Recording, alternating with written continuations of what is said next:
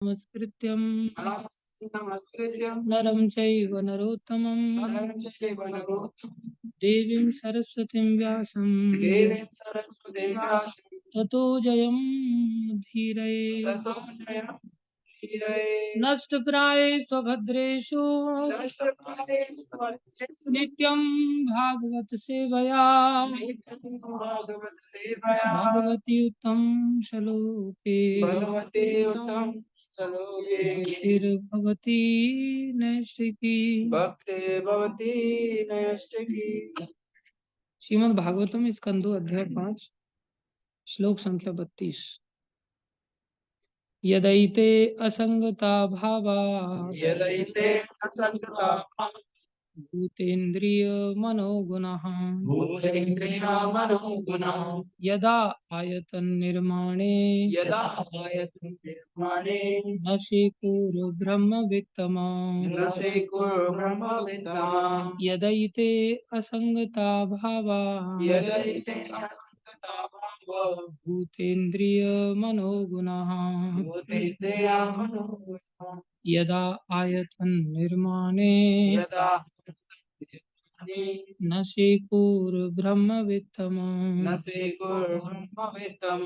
यदैते असंगता भावा यदैते असंगता भावो भूतेन्द्रिय मनोगुणः भूतेन्द्रिया मनोगुणः यदा आयतन निर्माणे यदा आयतन निर्माणे न शेकुर ब्रह्म वित्तमा।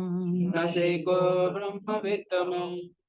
अनुवाद है अध्यात्मवादियों में श्रेष्ठ नारद, हे अध्यात्मवादियों में श्रेष्ठ नारद, जब तक ये जब तक ये सृजित अंग सृजित अंग यथा तत्व यथा तत्व इंद्रिया इंद्रिय मन तथा मन तथा प्रकृति के गुण प्रकृति के गुण जुड़ नहीं जाते, जुड़ने तब तक शरीर का शरीर रूप धारण रूप धारण नहीं कर सकता। नहीं कर सकता। ओम ज्ञानम तिमिरन्धस्य ज्ञानंजन शलाकया चक्षुरुन्मीलितं येन तस्मै श्री गुरुवे नमः। श्री चैतन्य मनोविष्णुं स्थापितं येन भूतले स्वयं रूपदा मह्यं ददाति स्वपदान्तिकम्। वन्देऽहं श्रीगुरु श्रीयुतापनकमलं श्रीगुरुन् वैष्णवांश श्रीरूपं सागरजातं सहगना रघुनाथान्वितं तं सजीवं साद्वैतं सावधूतं परिजनसहितं कृष्णचैतन्यदेवं श्रीराधाकृष्णपदां सहगं ललिता श्रीविशाखान्वितांश हे कृष्ण करुणा सिंधु दीनबंधु जगतपते गोपेश गोपिकांश राधाकांत नमस्ते। तप्त कांचन गौरंगी राधे वृंदावनेश्वरी वृषभानुसुते देवी प्रणमामि हरे प्रिय। वाञ्छाकल्पतरुभ्यश्च कृपा सिन्धुभ्येव च पतितानां पावनेभ्यो वैष्णवेभ्यो नमो नमः। जय श्री कृष्ण चैतन्य प्रभु नित्यानंद श्री अद्वैत गदाधर शिवासादि गौर भक्त। हरे कृष्णा कृष्णा कृष्णा हरे हरे, हरे राम राम राम हरे कृष्णा कृष्णा कृष्णा हरे हरे, हरे राम राम राम हरे हरे। हरे कृष्णा कृष्णा कृष्णा हरे हरे, हरे राम राम राम। गुरुवे गौरचंद्राय राधिकाय तदालये कृष्णाय कृष्ण भक्ताय तद्भक्ताय नमः।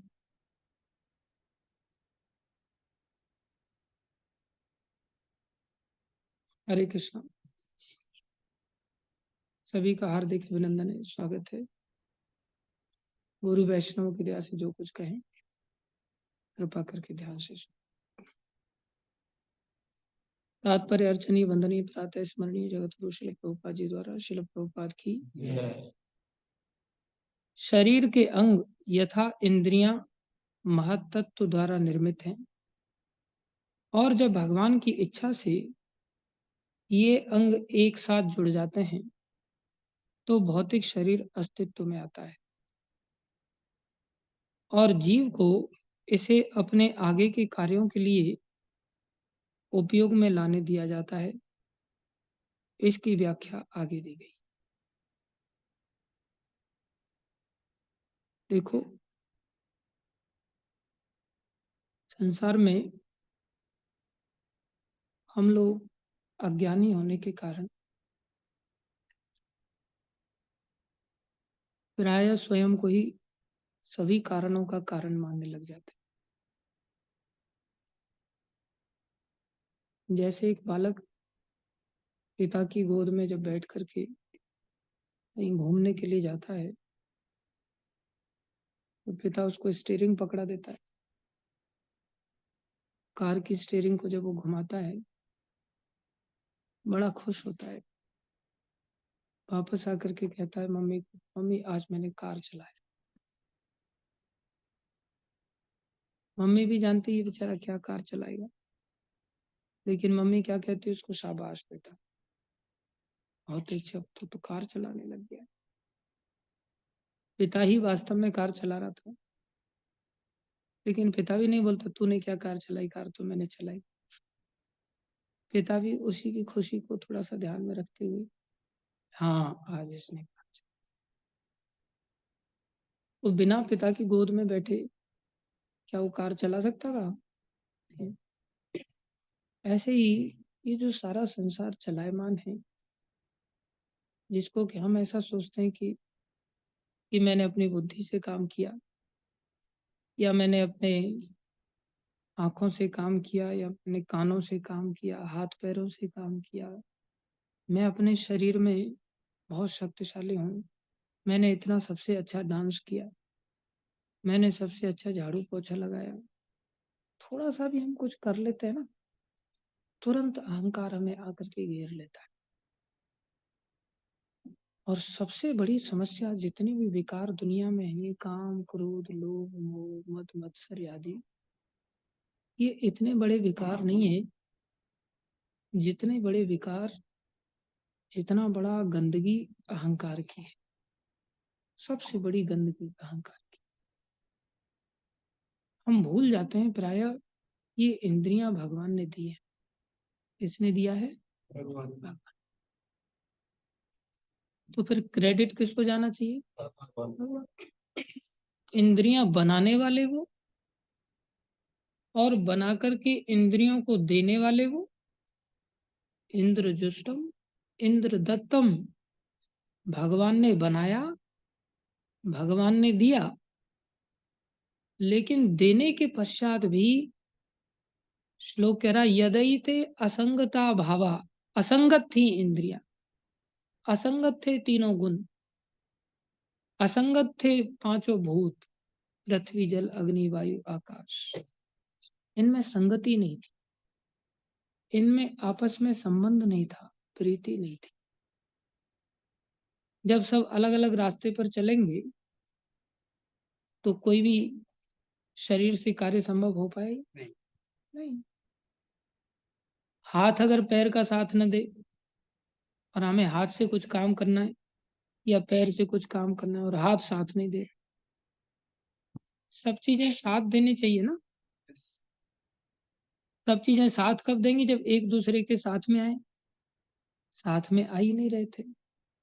जब साथ में नहीं आ रहे थे तो भगवान ने क्या किया? सब चीजों में भगवान स्वयं प्रवेश किया। और जब भगवान ने स्वयं में प्रवेश किया, तब सबका नशा ठंडा हुआ, और फिर सब विनम्रता के कारण सब एक दूसरे का साथ देने लग गए। जब साथ देने लग गए तो कार्य संपन्न होने लगे। इसलिए रामायण में कहा, जहाँ सुमति तहाँ संपत्ति नाना, जहाँ सुमति तहाँ। आप लोग ऐसे बोलते जैसे कुएं में से बोल रहे हो एकदम से, जैसे सबको तलवार रख दिया गले पर और फिर बोला जा रहा है बोला अभी, एकदम डर डर कर। ऐसे क्यों बोलते? जहाँ सुमति तहाँ संपत्ति नाना, जहाँ तहाँ संपत्ति नाना, जहाँ विपत्ति तहाँ, जहाँ कुमति तहाँ विपदि विधानम् जहाँ तहाँ विपत्ति विधान। जहाँ सुमति है, अच्छी मति है, वहाँ अनेक संपत्तियां हैं, अनेक, कोई चीज का अभाव नहीं है। आदमी संपत्ति के पीछे भागता है, वो सोचता है कि संपत्ति मुझे मिल जाए, मुझे मिल जाए। उसके लिए मैं इंजीनियर बन जाता हूँ, डॉक्टर बन जाता हूँ, प्रोफेसर बन जाता हूँ, ये बन जाता हूँ, वो बन जाता हूँ। ये सब क्वालिफिकेशन से आदमी संपत्ति चाहता है,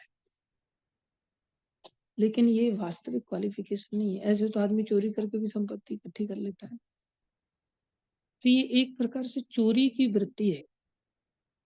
वास्तव में कैसे धन संपत्ति प्राप्त किया जा सकता है? केवल सुमति आ जाए। क्या आ जाए? सुमति। आज हमारे जीवन में सुमति नहीं, मति मतलब बुद्धि। जब बुद्धि खराब हो जाती है तो मन तो पहले से ही खराब और खराब, फिर सब सिस्टम ही खराब हो जाता है। इंद्रियां अपने गलत रास्ते पर जाती हैं, शरीर नष्ट भ्रष्ट हो जाता है, शरीर रूपी रथ खराब हो जाता है। लेकिन कोई मानने के लिए तैयार नहीं कि मेरा मति खराब है। ये कैसा विडंबना है। कोई माने तब ना उसका इलाज किया जा सकता है। कोई मानने के लिए तैयार नहीं कि मेरा दिमाग खराब है। हर व्यक्ति सोच कहता है तेरा दिमाग खराब। भक्त लोग होते हैं, वो आचार्यों से निवेदन करते हैं, भक्तों से निवेदन करते हैं, गुरु जी से निवेदन करते हैं, वैष्णवों से निवेदन करते हैं, भाई मेरी मति खराब, मेरा मन तो पहले से खराब है, मति भी खराब। बड़े सुंदर शब्द हैं। मेरो मन मेरी मति हीन गुसाई, मेरो मन मेरी मति हीन गुसाई, हीन गोसाई, हीन गोसाई, हीन गोसाई, हीन गोसाई। मेरो मन मेरी मति हीन गोसाई, मेरो मन मेरी मति हीन गोसाई। हे गोस्वामी, मेरा मन मेरी मति दोनों ही बेकार। क्या पहचान है सुमति की? सुमति की एक ही पहचान है, वो अलग थलग नहीं रहता, असंगता नहीं रहता, उसके जीवन में संगति आ जाती। जब भगवान प्रवेश करते हैं तो फिर वो अकेला रहना पसंद नहीं, वो चाहता है मैं भक्तों के साथ रहूं। जब तक हम अपनी सिक्योरिटी को ध्यान में रखते हैं, अलग थलग पड़े रहते हैं, सोचते हैं ये सब चीजों से हम अपनी व्यवस्थाएं बना लेंगे, वो जीवन अच्छा नहीं।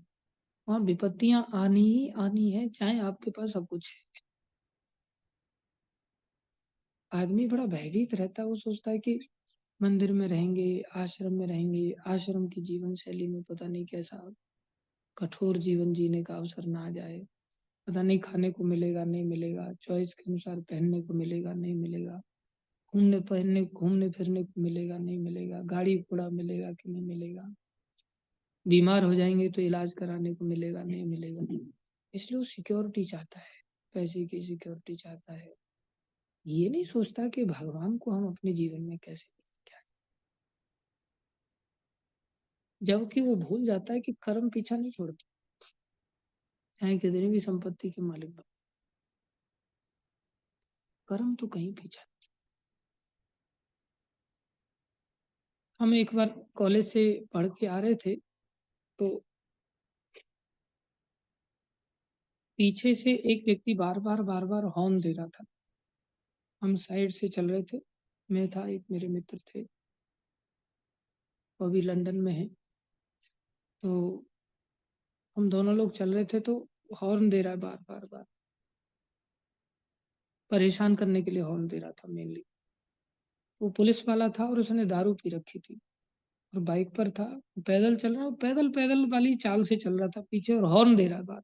हमने कहा इतना सारा रोड पड़ा, चला जा भाई। चिड़न तो किसी को भी हो जाती है, तो हम लोग चिढ़ गए थोड़े से। मेरे साथ वाले जो प्रभु जी थे, वो गाली देने लग गया। एक तो हॉर्न दे रहा है, उसको बोला कि इतना रास्ता पड़ा है, तेरे को जाना है, तो चला, तो गाली देने लगी।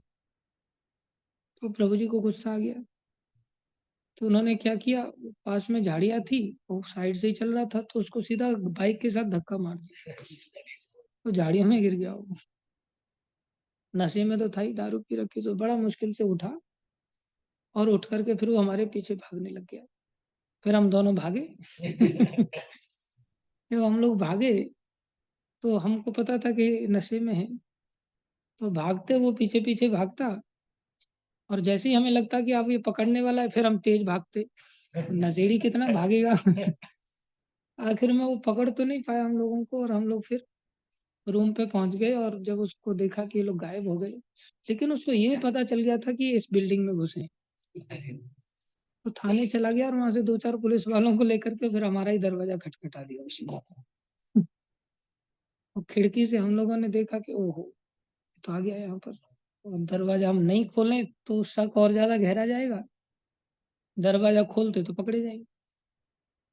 हम लोगों ने क्या किया, तुरंत अपने कपड़े चेंज किए, और वो प्रभु जी ने लाल टी शर्ट पहनी हुई थी, तो दरवाजा खोलते हुए, लाल टी शर्ट वाला किधर है, लाल टी शर्ट वाला, और वो प्रभु जी ने दरवाजा खोला। और उन्हीं को पूछ रहा है, लाल टी शर्ट वाले किधर है। नशे में तो था ही, इतना कोई होश तो था नहीं। लाल टी शर्ट वाला तो पूरे आश्रम में कोई था ही, यही आया, मेरे को पक्का पता है, यही आया, यही आया। मैंने दूसरे लोगों को समझाया, इसने नशा कर रखा है बेचारे ने, इसको कोई सेंस नहीं, लाल टी शर्ट है ही नहीं यहाँ कोई। आखिर में बेचारा वापस चला गया। काम किसने किया था, लाल टी शर्ट वाले ने किया था। लाल टी शर्ट जो पहना हुआ था उसने किया था, या लाल टी शर्ट ने किया था। लाल टी शर्ट वाले ने किया था, लाल टी शर्ट ने तो नहीं किया था। उसने टी शर्ट चेंज कर दिया, तो पहचान पाया क्या हो, नहीं। लेकिन कर्म ऐसा धोखा नहीं खाते। कर्म इतने खतरनाक होते हैं कि किसी ने प्रधानमंत्री भी बन जाए ना साधारण संसार से, तो भी कर्म वहां चले जाते हैं, और उसको उस रिएक्शन को भोग करना ही पड़ता है। संसार को हम धोखा दे सकते, लेकिन कर्मों को धोखा नहीं दे सकते। कर्मों के फल हमें जरूर भोगने पड़ते हैं। अब देखो ना, कुत्ते आदि के कर्मों के तो भोग उनको लगते नहीं, क्योंकि कर्म करने की स्वतंत्रता तो मनुष्य शरीर में ही, जानवर आदि के शरीर में है नहीं। लेकिन कई बार देखेंगे जानवर लोग आपस में झगड़ा करते, घाव हो जाता है गर्दन वगैरह पर, और उसमें कीड़े भी पड़ जाते हैं, कुत्ते वगैरह की गर्दन में। बाकी जगह पर तो कुत्ते की जीभ पहुंच जाती है और चाटता रहता है उसको, जीभ में उसके ऐसा विशेषता है कि वो चाट चाट के घाव को ठीक कर लेता है। लेकिन क्या गर्दन तक जीभ पहुंच जाएगी, और फिर कीड़े पड़ जाते हैं। देखा होगा आप लोगों ने गांव में कभी ऐसे कीड़े पड़ते हुए। तो उसने कौन सा कर्म किया जिसकी वजह से उसको ऐसा परिणाम भोगना पड़ रहा है। कर्म तो लगते ही नहीं उस जीवन में। बोले मनुष्य शरीर का जो कर्म था, अब उसने टी शर्ट नहीं, शरीर ही बदल लिया। कौन से शरीर में चला गया, कुत्ते के शरीर में चला। अब उसे वो कर्म का परिणाम वहां भी। कई बार आपने देखा होगा कॉकरोच उल्टे हो जाते हैं, और फिर हाथ पैर मारते, पूरा दिन उनको ऐसे उल्टे होकर के हाथ पैर मारते मारते, कई बार तो ऐसा होता है कि बेचारे ऐसे ही मर जाते। ऐसे भी जीव हैं जो सीधे नहीं हो सकते। कछुआ भी आप लोगों ने देखा होगा। उन लोगों ने मनुष्य शरीर में किसी व्यक्ति के साथ ऐसा दुष्कर्म किया होगा, इसके चलते अब उनको ऐसा असहाय भगवान कर देते हैं, तो मरना पड़ता। कर्म पीछा नहीं छोड़ता। क्या अमीर लोग सुसाइड नहीं करते, क्या अमीर लोगों का अपहरण नहीं होता, ज्यादा होता है, ज्यादा होता है। कर्मों का फल भोगना सर्वत्र भोगना। हम टी शर्ट बदल लेने से कर्म से पीछा नहीं छुड़ा सकते। अब समस्या क्या आता है, मंदिर में किसी दिन अगर सूखी रोटी मिल जाए, तो बोले मंदिर की वजह से सूखी रोटी मिल गई, अगर मैं बिजनेस कर रहा होता और बिजनेसमैन होता ना तो सूखी रोटी नहीं मिलती। घी, पनीर, वनीर सब सुविधाओं के साथ आज मेरे को सुविधाएँ मिल रही है। ऐसा नहीं बेटा, आज तुम मंदिर में हो, तुम्हारा कर्म तुम्हें सूखी रोटी खिलाना चाह रहा है, तो फिर कर्म कहाँ आएगा? किसके माध्यम से आएगा? मंदिर के माध्यम से आएगा या घर वालों के माध्यम से आएगा? इसी के माध्यम से। मंदिर के माध्यम से आएगा अगर हम मंदिर में हैं तो। हम जिस स्थान पर हैं उसी के आस-पास से तो लोगों के माध्यम से आएगा ना। कोई विदेशी थोड़ी आएँगे हमें कर्म देने के लिए। कर्म फल तो हमारा आना ही है। वाहक कौन बनेगा उस कर्म को ढोने का? वो हमारे आस-पास के लोग। अगर हम घर में रहेंगे तो सास माध्यम बनेगी, ससुर माध्यम बनेगा, देवर माध्यम बनेगा, जेठ माध्यम बनेगा, पति माध्यम बनेगा, नौकर माध्यम बनेगा। मंदिर में है तो गुरु भाई माध्यम बनेगा, दूसरा गुरु का चेला माध्यम बनेगा। फिर ये दूसरे गुरु के चेलों को मत रखो यहाँ, ये गड़बड़ करते हैं। उस समय हमारे अंदर द्वेष पैदा हो जाए, घृणा पैदा। माध्यम नहीं बन रहा है, माध्यम बन रहा है, ये हमारे जीवन में अकल नहीं होती कि भैया वो माध्यम बन रहा है। हम जहाँ रहेंगे कोई ना कोई तो माध्यम बनेगा। एक माता जी कह रही थी, प्रभु जी हाँ, ऐसा हम कर तो लेंगे लेकिन इसमें भय है। तो प्रश्न उठता है भय कहाँ नहीं है? किस चीज का भय है? भय कोई और नहीं प्रदान कर रहा है, भय हमारे ही कर्म आने देते। भय का कारण हमारे खुद के कर्म। अब माध्यम कोई भी व्यक्ति बन सकता है, निमित्त कोई भी व्यक्ति बन सकता है, लेकिन व्यक्ति इस कर्मों की श्रृंखला से अपने आप को अहंकारी मानने के कारण बाहर नहीं निकल पाता। वो सोचता है मैं शॉर्ट आउट कर दूंगा सब चीज। अरे भाई एकमात्र उपाय है हर चीज का समाधान करना, एकमात्र, दूसरा अल्टरनेट कोई है ही नहीं। ये बात हम अपने हृदय में अच्छी तरह से बिठा लें। एकमात्र समाधान है हमारी मति सुमति बन जाए। हमारी जो दुर्मति है, हमारी जो दुर्मति है, ये क्या बन जाए? सुमति। सुमति कौन बनाएगा? एसोसिएशन। व्यक्ति भागवत और ग्रंथ भागवत। जब व्यक्ति भक्त लोगों के संपर्क में आएंगे और ग्रंथ जिसमें भक्तों का चरित्र बड़ा सुंदर वर्णन है, इस बात को नारद जैसे वैष्णव लोग समझ रहे हैं। इसलिए नारद जी को कहा, हे विद्वानों में सर्वश्रेष्ठ नारद, ब्रह्म वित्तमः, भगवान को जानने वालों में आप सबसे निपुण हो। अगर हम इस परंपरा का आश्रय ले लें तो हम भी निपुण हो सकते हैं। कोई कठिन काम नहीं, कोई कठिन। आप देखेंगे ज्यादातर अमीर लोग हॉस्पिटल्स में मरते हैं। क्या हॉस्पिटल में दर्द नहीं होता उनको? क्या वहां मलमूत्र का त्याग नहीं हो जाता है? कितनी दुर्गति हो जाती है, और भक्तों को भगवान पता ही नहीं चलने देते। 6 महीने पहले एक व्यक्ति, एक भक्त, उसके दादाजी ने बोल दिया 6 महीने पहले ही, मैं आषाढ़ी एकादशी को जाऊंगा भाई, और सब लोग आ जाना। ऐसी मृत्यु। और आषाढ़ 6 महीना पहले बता दी। और कई सारे लोग इकट्ठे हो गए, उनका पुत्र नहीं आ पाया तो बोले ठीक है उससे फोन से बात करा दो, हम तो जा रहे हैं। और उन्होंने चारपाई पे बैठे बैठे बोला चलो फिर नीचे लिपाई करो, अब समय हो रहा है, गोबर से नीचे लिपाई करो, अब मेरे को नीचे उतार लो। और उतार करके और भगवान का नाम लेते हुए चले गए। बताओ मृत्यु का कोई कष्ट आ रहा है उनको? कोई कष्ट नहीं। ऐसे लोगों की घटनाएं हमने बहुत सुनी। एक आंखों से देखी हुई, हमारे घर की, मेरे सगे बाबा ने ऐसे शरीर छोड़ा कुछ दिन पहले। उन्होंने मेरे को, मैं ऐसे ही देहरादून से पहुंचा ही था, तो पहुंचा तो वो मथुरा में थे चाचा के घर पर।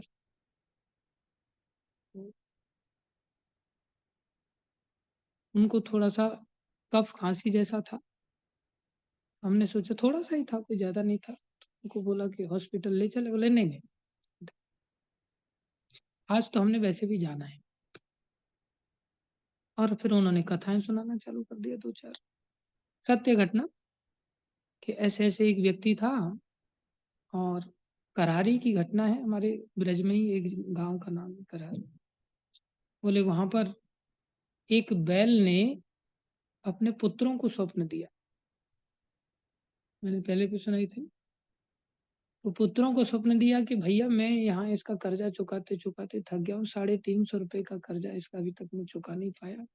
तुम लोग मेरे को यहाँ से खरीद। बूढ़े बैल को, मरणासन्न बैल को उसके घरवाले जाकर के खरीदे और खरीदते वो बेचारा मर गया। कर्मों का खेल कितना खतरनाक होता है। बाबा ये कथा सुना रहे थे। वो कथा सुनाया फिर थोड़ा-सा हास-परिहास हुआ। फिर बाबा बोले मैं बोला कि मैं बहुत थक गया हूँ, मैं थोड़ा जा रहा हूँ। बोले कहाँ जा रहा है? आज तो हमें जाना है। बोले मैं कहीं नहीं जा रहा हूँ, मैं थोड़ा ड्राइव करके आया हूँ, थोड़ा विश्राम कर। हाँ, जाना कहीं मत, यहाँ रेस्ट करना है तो कर ले, जब मैं बुलाऊँगा तब आ जा। और उन्होंने हमने थोड़ा विश्राम किया, फिर बाहर उठ कर के आए तो फिर बोले अच्छा एक काम करो सब लोग रोटी बना लो, भोजन-पानी बना। अच्छा क्या बना रहे हो? बताइए क्या बनाना है?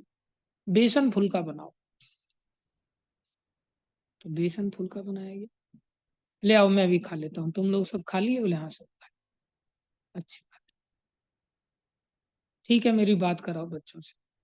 सारे बच्चों से वीडियो कॉल कराया। सबको बोला अच्छा बच्चों हमारी आखिरी राम राम, बच्चों को छोटे-छोटे बच्चों को नाती पोतों को बोल रहे हमारी आखिरी राम राम। ऐसे सबको फ़ोन करके बोल रहे। और फिर मैंने कहा कि ये जाने की बात कर रहे हैं तो चाची अचानक से गंगा जल उसमें तुलसी वगैरह डाल करके लेकर के आ गई। मरते हुए व्यक्ति को पिलाया जाता है ना, तो गंगा जल गिलास में तुलसी दल डाल करके लेकर के आ गई। तो ला करके गिलास ही दिख रहा था, उनको थोड़ी पता था कि इसमें गंगा जल है, तुलसी दल वगैरह है। और जाने की बात कर रहे थे, हम तो मज़ाक समझ रहे थे लेकिन सोचा कि बाई चांस चले गए तो गंगा जल लेकर के आए। तो बोला नहीं, नहीं मेरे को प्यास नहीं लगी। बोला नहीं इसमें गंगा जल अच्छा, अच्छा लाओ। फिर गंगा जल पी लिया उन्होंने, तुलसी दल ग्रहण कर लिया। और फिर मैंने सोचा कहीं सच में ही तो नहीं जा रहे हैं, फिर मैं तिलक वगैरह लगा दिया उनको। तिलक लगा दिया, एक साइड में मेरा चाचा का लड़का था, उसका हाथ पकड़ा उन्होंने, एक साइड में मेरा हाथ पकड़ा। और कैसा शरीर था उनका, विशालकाय शरीर, हाथ एकदम वज्र की तरह एकदम बड़े विशाल। मतलब मेरा हाथ तो मेरे को ऐसा लग रहा था जैसे उन्होंने एक छोटे बच्चे का हाथ पकड़ा है, ऐसा बड़ा हाथ। और ऐसा कस के पकड़ा कि मैं छुड़ा ही नहीं सकता। जबकि कितनी उम्र उनकी 80-85 के आसपास की उम्र।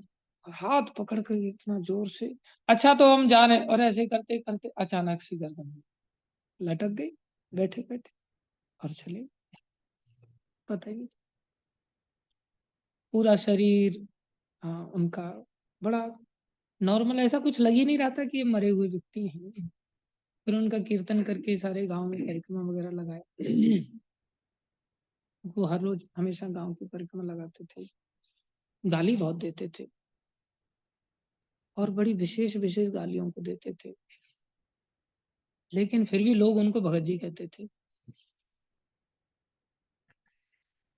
आंतरिक हृदय से ऐसी शुद्धि थी कि कभी झूठ मुंह से कभी बोलते ही नहीं थे। एक लड़ाई हो गई किसी के साथ हमारे घर वालों की, तो उन्होंने कोर्ट में गवाही दिया। जज ने पूछा कि ये हुआ था घटना? जज साहब मैं आगे मेरे को जवाब देना है, ऐसा कुछ नहीं हुआ था। पिताजी बोले आपने ये सब गुड़ गोबर कर दिया आपने। अब उन लोगों का केस भारी हो गया, हमारा केस, अरे भैया तो आगे भी तो जवाब देना है। कैसा शुद्ध जीवन, मृत्यु का कोई पता ही नहीं चला। खेल मौत का जब पता नहीं चल रहा तो कौन से रोग आकर के उनको परेशान कर। कोई संसार की समस्या भक्तों को नहीं घेरती। लेकिन हम ऐसे भक्त बने तो ना, हम तो भक्ति में भी आते हैं तो अहंकार करते ये सबसे खतरनाक है। ये मैं मेरा का त्याग का मार्ग है, यहाँ पर अहंकार नहीं। दो भक्त हुए, एक भक्त का नाम था अल्लजी और एक का नाम था कोलजी। तो जो कोलजी थे वो बड़े भाई थे, अल्लजी छोटे भाई थे।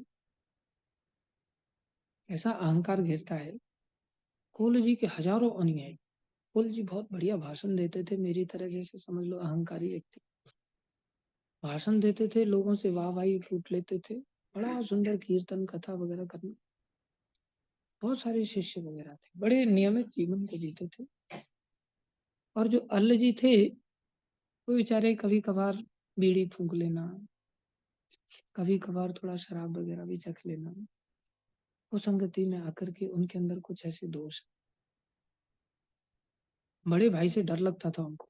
होता है घर के अंदर, मेरा भी चाचा का लड़का है, वो दारू फारू पी लेता है, लेकिन मेरे से बहुत डरता है वो। बाकी घर में किसी से नहीं डरता, मेरे से इतना डरता है कि मेरे सामने मुंह ही नहीं खोलता बेचारा, जबकि मैं कुछ ऐसा करता नहीं उसके साथ, फिर भी वो उसको डर लगता है। तो कोलजी से अल्लजी बहुत डरते थे। कोलजी अगर रास्ते में मिल जाए या कहीं मिल जाए, चल चल भक्ति कर, तो एकदम से चलो मंदिर में, तो मंदिर में प्रणाम कर दो, प्रणाम कर। जैसे जैसे कोलजी कहते थे बेचारे करते थे, लेकिन संगति का भी वेग होता है ना, कुसंग का भी भयानक वेग होता है। जितना सत्संग की ताकत होती है, कुसंग की भी कम ताकत नहीं होती। सारा खेल कुसंगति का है। कुसंगति से वो विवश हो जाते थे, लेकिन अंदर बड़ा संकोच होता था, मेरे बड़े भाई का इतना नाम है और मैं कैसा दुष्ट आदमी हूँ, मैं बार बार गिर जाता हूँ। बड़े सकुचा करके रहते थे, बहुत अंदर से गिलानी फील करते थे। एक दिन कोल जी यात्रा लेकर के द्वारकापुरी जा रहे थे। अल्लाह जी रास्ते में, कहाँ भटक रहा है तू, चल द्वारकाधीश के दर्शन करने से जाना पड़ा उनको। और द्वारकाधीश में कोल जी ने बड़ी सुंदर स्तुति गाया, बड़ा सुंदर कीर्तन हो रहा है, जय जयकार हो रही है, नाच करके भगवान को रिझा रहे हैं, स्तुति पढ़ रहे हैं, संस्कृत पे श्लोक बोल रहे हैं। हर तरह से जिस प्रकार से भगवान की आराधना की जा सकती है, अर्चन वंदन आदि सब तरह से भगवान को आकर्षित करने का प्रयास किया जा रहा है। अल्लाह जी बेचारे वहां एक खम्बे की आड़ में बैठ करके खड़े होकर के चुपचाप शांति से, आज उनको तो कोई श्लोक वगैरह से आते नहीं, आत्मग्लानि से खड़े होकर के दर्शन किया। क्या हुआ, भगवान द्वारकाधीश की गले में से माला उड़ी, माला निकल करके चल, और जब माला चल रही है तो सब जय जयकार, वाह कोल जी का देखो कैसा प्रताप है। कोल जी की भक्ति की जय, अब तो कोल जी की जय जयकार हो, जैसे हम लोग प्रभुपाद जी की जय बोलते हैं कि देखो इनके कीर्तन से प्रसन्न होकर के, इनकी आराधना से प्रसन्न होकर के द्वारकाधीश भगवान साक्षात चमत्कार था, कोई साधारण बात नहीं थी, सत्य घटना थी, तो कौन जय जयकार नहीं करेगा। और माला चली आ रही है, दिव्य माला भगवान के गले चली आ रही है। अब जैसे ही कोलजी के पास पहुंची तो कोलजी ने भी गर्दन नीचे कर ली और हाथ बढ़ा दिए भगवान की कृपा को ग्रहण करने। लेकिन माला, हाथ तो उन्होंने बढ़ा दिए, सिर के पास आके घूम गई। भगवान की लीला, वो क्या लीला करे, वो वैसे ही नटखट है। ऐसी लीला, खोपड़ी के पास सीधा सीधा पहुंचाते तो अलग बात थी, शुरू से तो दिशा दिया भगवान ने कोलजी की और अचानक से वो पास में दूर खम्बे के पास खड़े थे और अल्लाह जी के गले में जाकर, अब तो इतना बड़ा सन्नाटा छा गया सारे मंदिर में, क्योंकि सब अनुयायी अब कल अल्लाह जी के थोड़ी थे। अनुयायियों को भी बहुत बुरा लगता है कि हमारे गुरु जी को या हमारे शिक्षा गुरु को माला नहीं पहनाई भाई, और ये लोगों के अंदर एटिकेट्स नहीं है, वैष्णव वहां किसको बोलते, टेम्पल मैनेजमेंट को क्या बोलेंगे, किसी और को क्या बोलेंगे? वो तो मैनेजमेंट के भी बाप का खेल था सारा का सारा। स्वयं द्वारकाधीश भगवान ऐसी लीला कर रहे हैं, क्या करते बेचारे। कोई कुछ नहीं बोला, एकदम सन्नाटा। सबके मुंह लटक गए, काले पड़ गए एक प्रकार से। इधर कुल जी भी अब किसी से नजर नहीं मिला पा रहे हैं। ये हुआ कैसे? हजारों शिष्यों के बीच में खुलेआम अगर ऐसा अपमान हो जाए, अब तो उनको इतना बुरा लगा, इतना बुरा लगा। धिक्कार है ऐसे प्राण। एकदम से दौड़ करके गए और समुद्र में छलांग। देखो प्यास कितनी खतरनाक हो जाती है, अहम की प्यास कितनी गहराई में चली जाती है, पीछा नहीं छोड़ती। समुद्र में छलांग लगा दी, लेकिन समुद्र में रास्ता तैयार हो गया और बड़ी सुंदर सीढ़ियां समुद्र में कूदे मरने के लिए, लेकिन मरे नहीं। अब समुद्र में सीढ़ियां तैयार हो गई, सोच रहे ये मैं तो कूदा था, यहाँ सीढ़ियां कहाँ से आए? रत्न जड़ित सीढ़ियां, उस सीढ़ियों से टक टक टक टक करके नीचे चले जा रहे हैं। देखा कि नीचे द्वारका, भव्य द्वार, दिव्य द्वार दर्शन, और साक्षात भगवान विराजमान। अब ये देख करके बड़ी मन में प्रश्न, लौट के बुद्धू घर को आए। बहुत अच्छा लगा, भगवान के साक्षात रुक्मिणी माता विराजमान है। उद्धव आदि भगवान सभी पार्षदों से घिरे हुए हैं। सारी द्वारका झलमल झलमल कर रही है, चारों तरफ अद्भुत वैभव है। प्रणाम आदि किया, बड़े प्रसन्न। आइए आइए बोले जी, भगवान ने नाम लेकर के पुकारा। उनको विश्राम कराया, खिलाया पिलाया बढ़िया। खिलाने पिलाने के बाद 7 दिन बीत गए। आतिथ्य एक प्रकार से स्वीकार करने, उदार करते।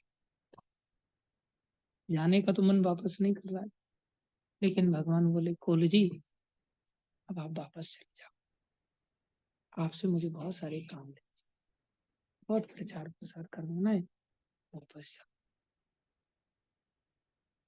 तो जैसे ही वापस जाने का उन्होंने सुना, फिर याद आ गया कहीं बाहर जाके ऐसा ना हो जाए। फिर एकदम से थोड़े उदास हो।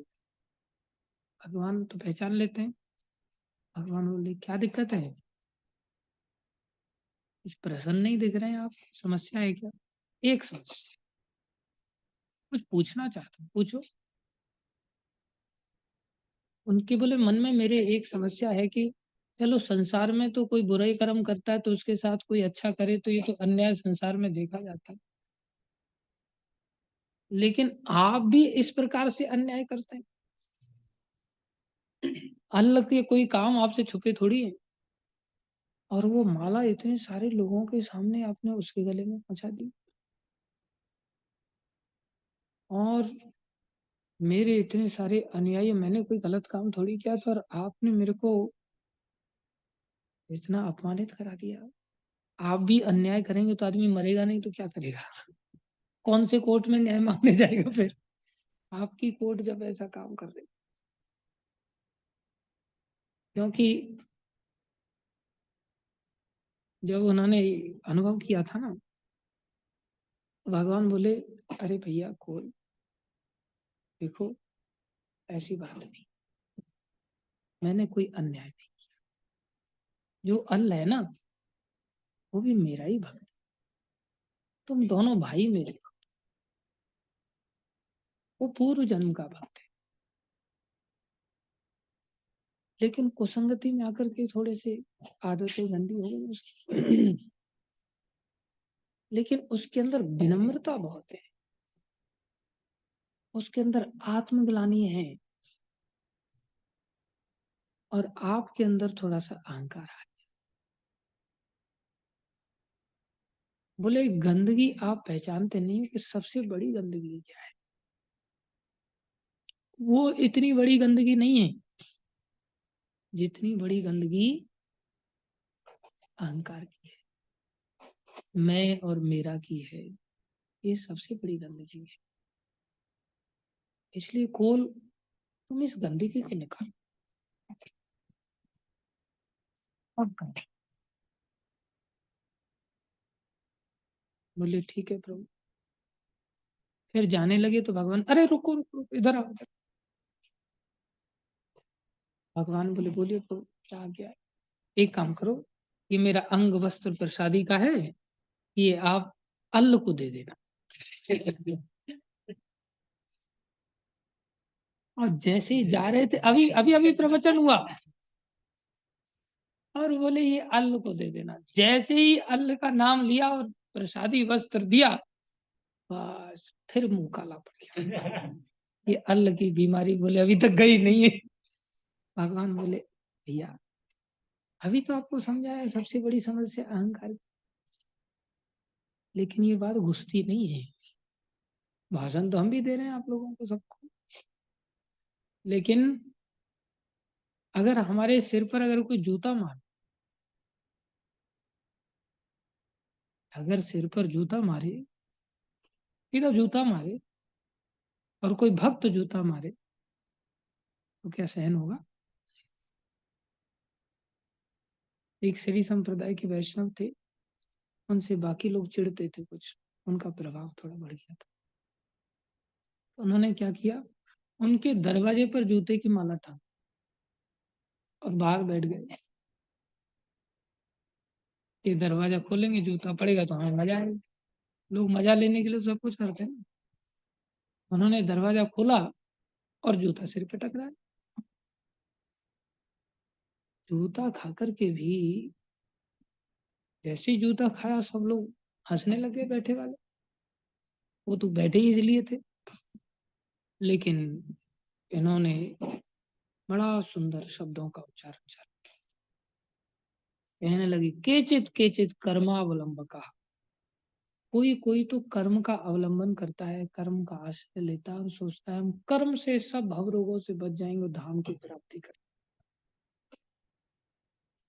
बोले केचित ज्ञानावलंबका, और कुछ लोग ज्ञान का आश्रय लेते हैं और सोचते हैं तो ज्ञान लेकर के भाई मुक्त हो। लेकिन वयम तु भक्ता पद त्राणा नाम, बोले लेकिन हमने तो भैया भक्तों के पद त्राण, भक्तों के जूतों का अवलंबन ले लिया है। हम तो भाई भक्तों के जूते से ही आश्रय पा करके कल्याण। बस भगवान कृपा करके हमें बस जूते मारते रहे। देखो लेश मात्र भी अहंकार, ऐसे ही प्रभुपा जी, इनके अंदर लेश मात्र भी अहंकार, विनम्रता की मूर्ति। पूरे वृंदावन में विदेश जाने से पहले एक एक वैष्णव से छोटे बड़े सब वैष्णव से आशीर्वाद ले रहे, सारी रात जाग जाग करके 6 गोस्वामियों की समाधि पर झाड़ू लगा, रो रो करके गोस्वामियों से प्रार्थना कर रहे, राधा दामोदर मंदिर में आप मेरे ऊपर कृपा। हमको तो थोड़ी अंग्रेजी आ जाती है, या थोड़े 2-4 श्लोक आ जाते हैं, या 2-4 पैसा धेला आ जाता है, या छोटा मोटा कहीं सेंटर का अधिकार मिल जाता है, बस उतने में ही अहंकार साथ में आसमान पे चढ़ कर फिर सोचता है I M A he man. अरे मूर्ख, तो मलमूत्र के पिटारा और कुछ नहीं। क्या कर सकते हैं हम? केवल विनम्रता से सब काम हो सकते, केवल सुमति से सब काम हो सकते, असंभव संभव हो सकता है।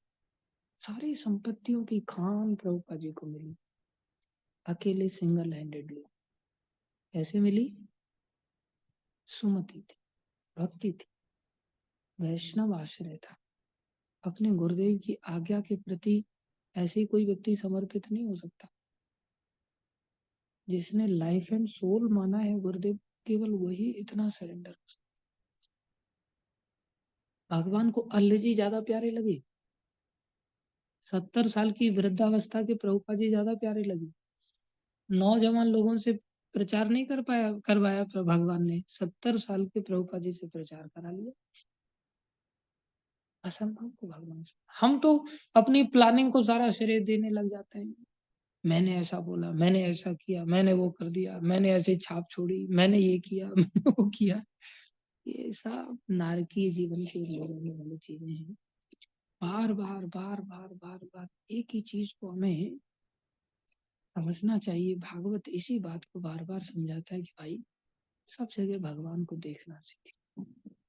जो भक्तों की दया से व्यक्ति भागवत और ग्रंथ भागवत की दया से ऐसा हो सकता है। विनम्र बनो। जितने विनम्र बनेंगे उतनी अच्छी बात। आश्रय लेना सीखें। जैसे हमारे बीच में इनके पिताश्री आए थे, बुद्धिमान प्रभु आए थे। मैंने देखा बड़ी विनम्रता थी। बेचारे शब्द बोलना मेरे को शोभा नहीं देता उनके लिए। वो बेचारे थे नहीं, बड़े अच्छे भक्त, बड़े हम्बल हैं, सभी भक्तों को बड़ा प्रेम करते और बड़ी निष्ठा से जप करते। हरि नाम का आश्रय, ये नहीं कि बस माला घूमते फिरते जैसे तैसे करके बस बोली पूरी कर लिया। कोई बैठे मंदिर में नहीं बैठे, बस निष्ठा के साथ बैठ करके मैंने देखा उनको बहुत अच्छी तरह से जप करते। और जब झाड़ना होता तो झाड़ते भी अच्छा है।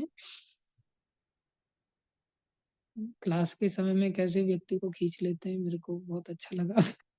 लेकिन विनम्रता का भी बहुत अच्छा ध्यान। उनका रोल है उस समय में, वो भी करना पड़ता है, क्या करें। ऐसे सब भक्तों का एक आश्रय मिल जाता है ना, तो बड़े सौभाग्य की बात है। फिर बहुत सारे लोग पहली बार मंगल आरती में आते हैं, लेकिन हर व्यक्ति आकर के क्या डांस करते हैं? हर व्यक्ति सोच मैं तो नया आया हूँ, मैं तो अतिथि बन करके मैं क्यों डांस करूं। लेकिन कुछ लोग होते हैं जो इशारे को ही पकड़ लेते हैं। जैसे हमारे अच्युत कथा प्रभु, जब मैं पीछे मुड़ के देखा तो इन्होंने इशारे को ही पकड़ लिया और इशारे को पकड़ करके कूदने लग गए। सब कूद रहे हैं तो भैया मेरे को भी कूदना ही पड़ेगा, पैरों में दर्द तो हो रहा होगा, लेकिन क्या करें, अभी कूदना तो पड़ेगा। माता जी लोग देख रहे थे, बेटा आज तो खूब कूदने को मिल रहा है, मजबूरी। लेकिन क्या कर सकते हैं अभी। तो इशारे को समझ करके जो आदमी काम करने लग जाता है ना, ऐसे ही भक्ति के इन सब इशारों को समझ करके हम आगे बढ़ना चाहिए। लेकिन हम डल हेडेड होते हैं कहीं। 14 फैसला सरमत थे, साड़ा पर नाला उत्ते का उत्ते। इतना भी बोलते रहो, कुछ भी कर देगा, हमने वैसे ही जीना। बहुत चंचल मन की इतनी रेस्टलेसनेस है ना, कब मन अचानक से ट्रैक चेंज कर देता है पता ही नहीं चलता। कब एक एक क्षण क्षण में चित्त बदलता रहता है। इसको स्थिरता प्राप्त करने के लिए बहुत रेगुलरिटी चाहिए। धन्यवाद सभी का। भागवत महापुराण की जय, श्रील प्रभुपाद की जय, श्री गुरु महाराज की जय, अनंत कोटि वैष्णव वृंद की जय। सब लोग कर सकते हैं 7:30 बजे तक। हरे